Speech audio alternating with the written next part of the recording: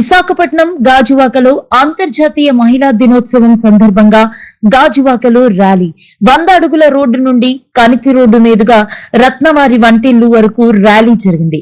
ఈ ర్యాలీలో మహిళలు 350 మంది వరకు పాల్గొన్నారు. ఈ ర్యాలీ ఉద్దేశించి మహిళా సంఘ నాయకురాలు కె సంతోషం గారు మాట్లాడుతూ 1910లో అంతర్జాతీయ మహిళా దినోత్సవం నాడు ఏర్పడిందని, ఆ రోజున మహిళలపై అత్యాచారాలు, ఓటు హక్కు లేని రోజుల్లో పోరాటాలు చేశారని అన్నారు.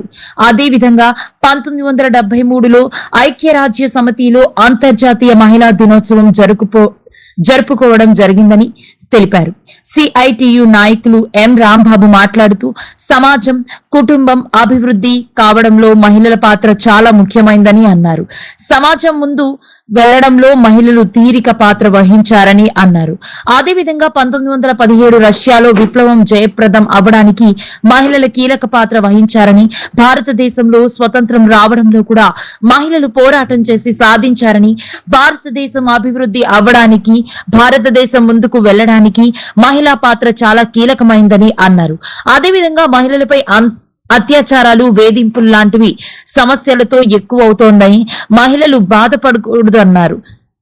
ఇంకా అత్యాచారాలు, వేధింపులు లాంటి సమస్యలు ఎక్కువ అవుతున్నాయని, ఎక్కువ మంది మహిళలు బాధపడుతున్నారని, ప్రభుత్వం మహిళలకు రిజర్వేషన్లు కల్పించడంలో వివక్షలు చూపిస్తున్నారని, అలాగే మహిళలకు సమాన పని, సమాన వేతనం ఇవ్వడం లేదని, దీనిపై మహిళలందరూ ఐక్యంగా ఉండి పోరాటాలు చేయాలని పిలుపునిచ్చారు.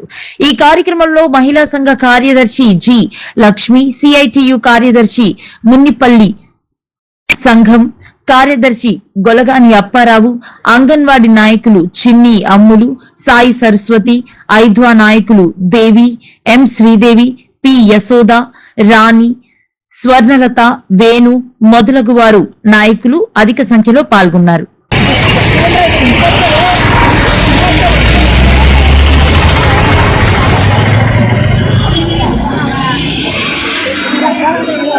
Don't forget to like, subscribe and share the videos.